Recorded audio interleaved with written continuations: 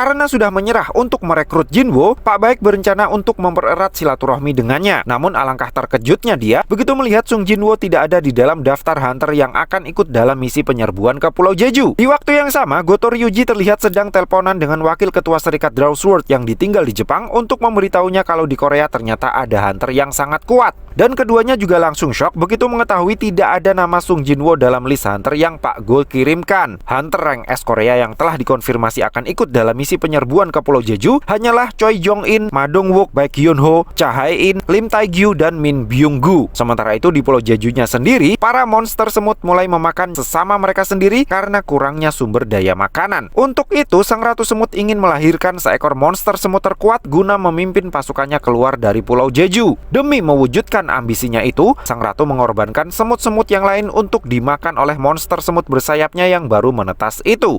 Jinwo, Jin-ah, dan ibunya akhirnya pulang ke apartemen mereka lagi. Karena Jin-ah ternyata malas bersih-bersih rumah saat Jinwo sibuk di Demon Castle, kondisi apartemen mereka tampak seperti kapal pecah. Di saat mereka sedang bersih-bersih inilah, akhirnya diketahui alasan Jinwo tetap tinggal di apartemen lamanya meski kini uangnya sudah banyak adalah karena ibunya masih terus menunggu kepulangan ayahnya Jinwo. Dan alasan Jinwo tidak ikut dalam misi penyerbuan ke Pulau Jeju adalah karena menurutnya ibunya jauh lebih membutuhkannya ketimbang misi tersebut. Di waktu yang sama, mereka yang akan melakukan penyerbuan terlihat sedang membahas tentang evolusi para monster semut. Dari yang semula hanya seekor monster semut, kini sudah berubah menjadi monster semut bersayap semi-humanoid. Nah, gara-gara tidak ikut dalam misi ke Pulau Jeju, nama Jinwo pun jadi bahan olok-olokan para netizen. Meski Jinwo terkesan bodoh amat dengan komentar mereka, tetapi dia justru khawatir komentar buruk itu akan lebih berpengaruh terhadap Jin-ah. Saat itulah Jinho tiba-tiba menelponnya dan mengajaknya ketemuan untuk melihat-lihat gedung yang akan mereka jadikan sebagai markas serikat.